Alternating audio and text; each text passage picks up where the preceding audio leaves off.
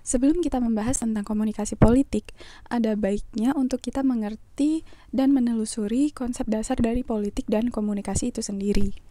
Dalam bahasa Inggris, politics adalah persamaan kata atau sinonim dalam bahasa Indonesia yang berarti politik atau ilmu politik. Dalam bahasa Yunani pun, mereka mengenal beberapa istilah yang berkaitan dengan kata politik. Seperti politis yang menyangkut warga negara, kemudian ada politis yang menyangkut seorang warga negara, dan kata polis yang berarti kota negara, dan politeia yang berarti keluarga negaraan. Nah, komunikasi sendiri dapat diartikan sebagai penyampaian pesan oleh komunikator kepada komunikan dengan atau tanpa media. Nah, kegiatan komunikasi sendiri pada dasarnya adalah kegiatan pertukaran ide atau gagasan secara sederhana.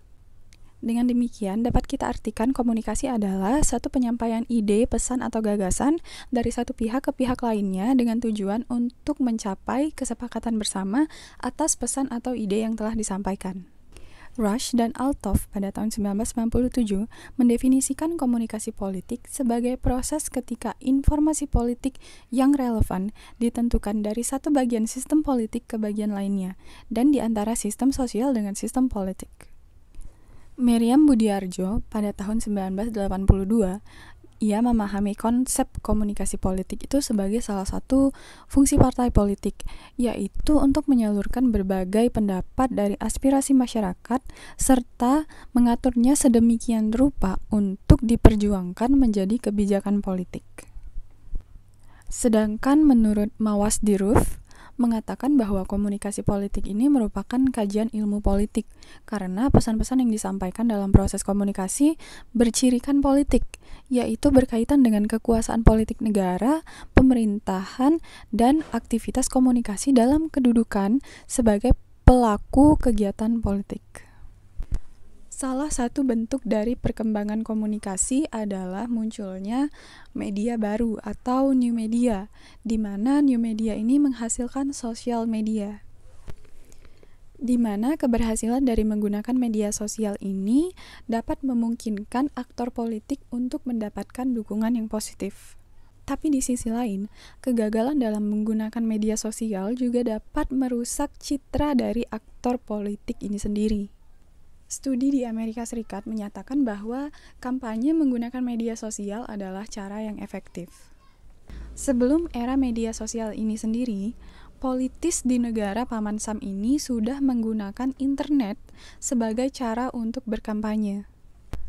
Contoh lainnya adalah di Ghana, dua kandidat presiden menggunakan SMS dan Twitter untuk mendulang suara. Di Zimbabwe, partai oposisi menggunakan website untuk mengecam pemerintah berkuasa. Nah, dengan karakter yang dimiliki inilah yang membuat tidak sedikit dari aktor politik di seluruh dunia memanfaatkan media sosial sebagai proses untuk berkampanye politik.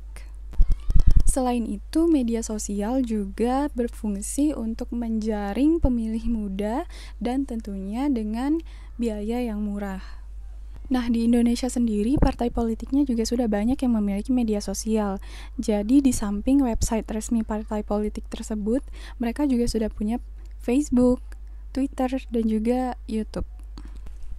Tapi di sisi lain, aktor politik juga dapat menjadi bahan tertawaan atau bahkan bahan untuk dicaci maki oleh publik dikarenakan media sosial. Oleh karena itu, media sosial dalam perkembangannya tentu tidak terlepas dari hal positif dan juga hal negatif, baik itu untuk masyarakat ataupun untuk aktor politik. Assalamualaikum warahmatullahi wabarakatuh. Perkenalkan, nama saya Wahyu Bimantara dari kelompok 10. Di sini saya akan mempresentasikan yaitu media di negara demokrasi. Tidak bisa dipungkiri bahwa kehadiran media atau pers memberikan dampak begitu luar biasa bagi kehidupan masyarakat. Melalui pers, masyarakat bisa mengetahui berbagai informasi atau peristiwa yang ada di dalam negeri ataupun di luar negeri. Tapi tahukah kamu apa itu sebenarnya pers? Menurut Undang-Undang Republik Indonesia Nomor 40 Tahun 1999 tentang pers, pers adalah lembaga sosial dan wahana komunikasi massa yang melaksanakan kegiatan jurnalistik. Kegiatan jurnalistik sendiri merupakan kegiatan mencari, memperoleh, memiliki, menyimpan, mengolah, dan menyampaikan informasi, baik dalam bentuk tulisan, suara, gambar, suara dan gambar, serta data dan grafik dengan menggunakan berbagai jenis saluran media yang tersedia. Secara singkat, semua usaha dalam bidang penyiaran atau jurnalistik melalui media massa, baik berupa surat kabar, majalah, radio, televisi, maupun online, itulah yang disebut sebagai pers. Lalu bagaimana apabila dikaitkan dalam konteks negara demokrasi? Pers memiliki peran begitu vital, tidak hanya sekedar menyampaikan informasi. Bagi para penganut sistem demokrasi seperti Indonesia, pers berperan sebagai alat kontrol bagi pemerintah. Alat kontrol bagi pemerintah maksudnya adalah pers memiliki hak untuk mengkritik berbagai kebijakan yang dikeluarkan oleh legislatif, eksekutif, dan yudikatif. Kritik tersebut tertuang dalam bentuk pemberitaan atau informasi yang dikeluarkan oleh pers. Selain itu, pers juga berperan sebagai penyalur aspirasi rakyat. Pers melalui media massa berperan sebagai sarana komunikasi dari masyarakat ke pemerintah, sehingga masyarakat dapat menyampaikan aspirasi, kritik, usul, dan saran dengan perantara pers. Pers bahkan dinobatkan sebagai pilar keempat demokrasi atau dikenal dengan Fourth Estate. Dilansir dari buku Teori Komunikasi Massa tahun 2011 karya Dennis McQuail, dijelaskan bahwa istilah pilar keempat demokrasi pertama kali dicetuskan oleh Edmund Burke dari Inggris pada akhir abad ke-18. Istilah tersebut merujuk pada kekuasaan politik yang dimiliki pers, setara dengan ketiga pilar lainnya dalam kehidupan di Inggris, yaitu Tuhan, gereja, dan majelis rendah. Apabila dikaitkan dengan sistem demokrasi yang sekarang, maka kekuatan pers dianggap setara dengan pilar demokrasi lainnya, yaitu eksekutif, legislatif, dan yudikatif. Kekuatan pers tersebut merujuk pada kekuatan untuk mengawasi jalannya pemerintahan dan menyalurkan aspirasi rakyat. Secara garis besar, peran pers bagi negara demokrasi adalah menjamin proses akuntabilitas publik dapat berjalan dengan lancar. Pers pada posisi tertentu dapat bertindak sebagai lembaga formal yang mengawasi kinerja pemerintah. Peran pers juga dibutuhkan agar tidak terjadi penyalahgunaan kekuasaan atau abuse of power oleh penyelenggara kekuasaan negara. Karena memiliki tugas untuk mengawasi kinerja pemerintah, maka pers haruslah independen. Pers bebas dari pengaruh kekuasaan manapun termasuk pengaruh kekuasaan pemilik media. Fungsi pers menurut Brian McNair dalam bukunya yang berjudul Pengantar Komunikasi Politik pada tahun 2018 menjelaskan fungsi pers yang ideal dalam negara demokrasi, yaitu yang pertama, fungsi monitoring. Artinya, pers harus memberikan informasi kepada masyarakat tentang masalah-masalah publik seperti kebijakan pejabat, masalah pembangunan, program dan kebijakan pemerintah, dan sebagainya.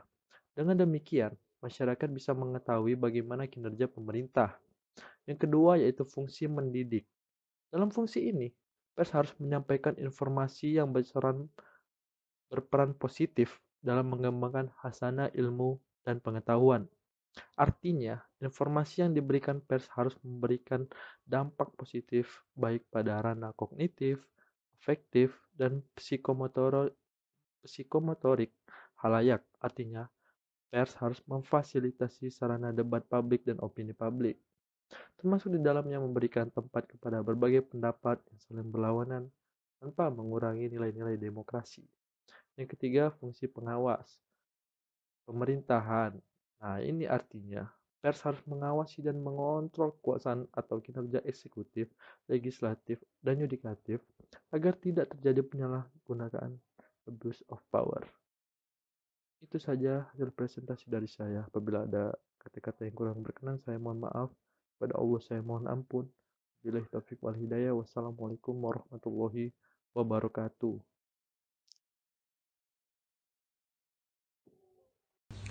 Di sini saya akan menjelaskan opini publik. Definisi opini publik. Opini publik adalah bagian dari komunikasi politik. Opini adalah ekspresi atau sekelompok orang mengenai suatu isu. Publik adalah sekelompok orang yang memiliki kepentingan yang sama, keterikatan, dan terpengaruh terhadap hal tersebut. Opini publik menurut Bernard Hennessy adalah kompleks intervensi terhadap suatu isu yang berkaitan secara umum dan dilakukan oleh sekelompok orang. Elemen-elemen opini politik yaitu isu, masyarakat yang memiliki keterkaitan dan kepentingan, dan ekspresi, struktur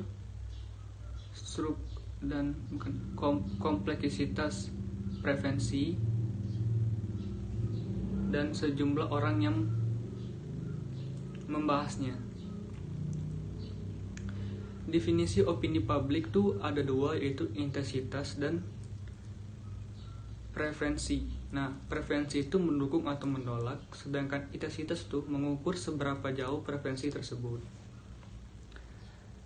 Tahapan opini publik tuh itu ada dispute, komunikator politik, dan penilaian dengan memperhatikan pertimbangan sosial atau keadaan sosial dan feedback. Pengukuran opini politik itu biasanya berdasarkan polling, biasanya memakai survei. Yang keduanya tuh perwakilan, dan biasanya juga bisa jadi dari membaca, menulis, dan mendengar. Dan yang keempat tuh straw poll, dan itu tidak resmi. Dan faktor-faktor yang mempengaruhi opini publik itu yaitu sosialisasi politik beserta agen-agennya, dan budaya politik, struktur ideologi negara dan agama, dan struktur ekonomi dan strata sosial, dan yang kelima tuh struktur negara. Nah, itu aja penjelasan saya tentang opini publik. Di sini saya akan memberikan contoh kasusnya. Nah, contoh kasusnya itu seperti kemenangan Donald Trump pada tahun 2016. Kemenangan Donald Trump ini disinyalir dengan memanfaatkan efek media sosial untuk menyebarkan informasi, baik itu informasi baik atau informasi hoax, untuk membentuk opini publik yang menguntungkannya agar memenangkan kompetisi politik. Sebagian warga Amerika Serikat yang sudah memiliki hak suara, di situ sudah memiliki hak suara, dan mereka membaca berita-berita hoax atau berita-berita lain, itu sangat mempengaruhi mereka dalam memilih presiden di situ. Dan juga dalam penelitian, dan juga ada jurnal penelitian di situ, jurnalnya tuh social media dan fake news, social media and fake news to the 2016 election. Di situ disebutkan bahwa keampuhan media sosial dalam membentuk opini publik bergantung pada efektivitas fake news yang disebar, bagaimana konten dan bagaimana kontennya, dan siapa yang membacanya. Dan di Amerika Serikat itu terdapat 62% orang dewasanya membaca atau memperoleh informasi dari media sosial. Sehingga opini publik sebagian besar warga Amerika Serikat itu berasal dari media sosial.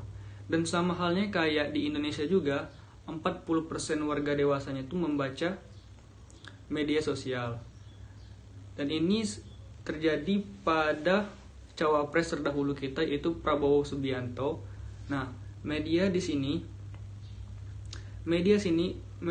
menyebarkan jejak kriminalitasnya pada masa lampau, bahwa beliau tuh diduga kuat mendalangi penculikan atau penghilangan sejumlah aktivis pro-reformasi seperti Wiji Tukul, Herman Hendrawan, dan Petrus Bima dan kawan-kawannya. Dan ia juga diduga merupakan dalang kerusuhan dari Mei 1998. Nah, isu-isu ini membentuk opini publik dan mempengaruhi pola pikir serta respon masyarakat mengenai Prabowo Subianto tersebut. Dan itu aja penjelasan saya tentang opini publik. Mungkin kita sudah terbiasa dengan perkembangan media massa sekarang ini, seperti kita bisa bertelepon dengan bebas, mengakses informasi dengan bebas, bermain game, menonton, bahkan menyuarakan pendapat kita dengan bebas.